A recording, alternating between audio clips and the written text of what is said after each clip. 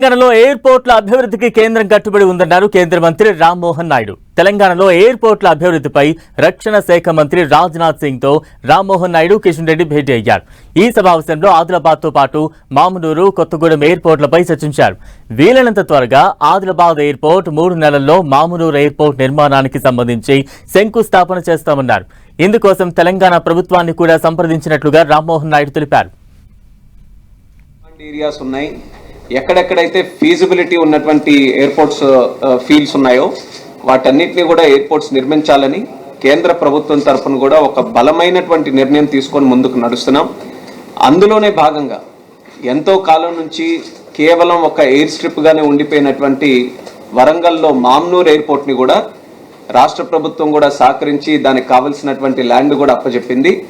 Airport authority of India తరఫునే ఒక నిర్ణయం తీసుకొని ఒక బ్రహ్మాండమైనటువంటి ఎయిర్పోర్ట్ అక్కడ నిర్మించాలని దానికి కూడా అడుగులు ముందుకు వేస్తున్నాం.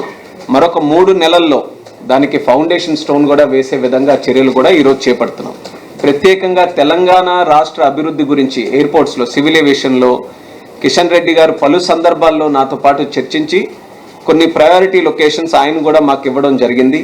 అందులో వరంగల్ తీసుకోవచ్చు, ఆదిలాబాద్ తీసుకోవచ్చు, అలాగే కొత్తగూడెం కూడా తీసుకోవచ్చు.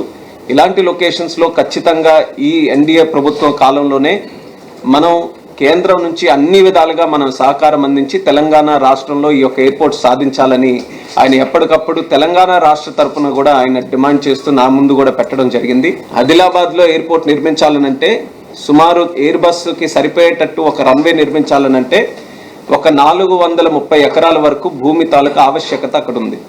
సో ఈ యొక్క రిక్వెస్ట్ని మేము స్టేట్ గవర్నమెంట్కి కూడా పంపించాం.